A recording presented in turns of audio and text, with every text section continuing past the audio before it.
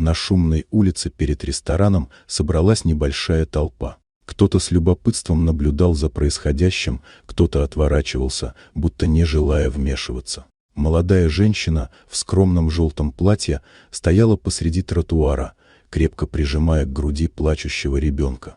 Его крик резал тишину летнего вечера, а ее глаза блестели от сдерживаемых слез. Несколько минут назад она пыталась войти внутрь ресторана не ради роскоши или праздника, а лишь чтобы найти спокойное место, где можно накормить и успокоить малыша. Но охранники на входе встретили ее презрительными взглядами. Их грубые слова и жесты ясно дали понять, в таком платье и с ребенком ей здесь не место. Сначала она пыталась объясниться, но наткнулась лишь на насмешливое равнодушие.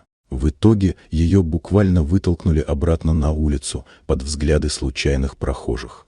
Женщина опустила голову, стараясь закрыть лицо волосами, и безуспешно пыталась укачать ребенка. В этот момент из дверей ресторана вышел высокий мужчина в дорогом пиджаке. Он остановился, увидев ее, и его взгляд стал тяжелым и серьезным. Это был владелец заведения.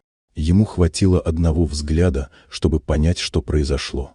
Охранники попытались отвести глаза, словно надеялись, что он ничего не заметит. Но мужчина шагнул вперед, приблизился к женщине и спокойно протянул руку, приглашая ее вернуться внутрь. Толпа зашепталась. Для самой девушки это было неожиданно. Еще мгновение назад ее унизили, а теперь ее словно заново открывали миру.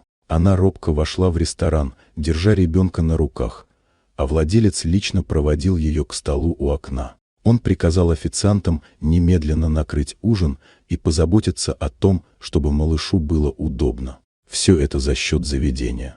Посетители замолкли, наблюдая за этой сценой.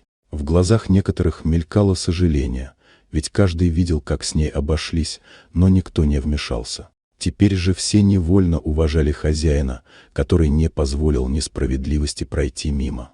Охранники стояли в стороне, понурив головы. Но владелец не собирался закрывать глаза на их поступок. Его решение было быстрым и жестким. Они больше не работают в этом ресторане.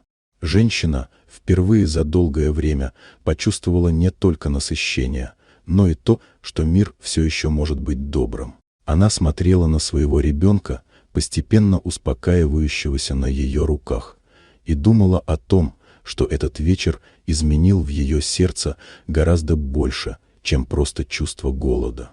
Хозяин ресторана, наблюдая за ней издалека, знал, поступил правильно. Иногда одно доброе действие стоит целой жизни. Вот такая удивительная история. Дорогие друзья, если вам понравилось видео, поставьте лайк, а также подписывайтесь на канал, впереди еще много интересного.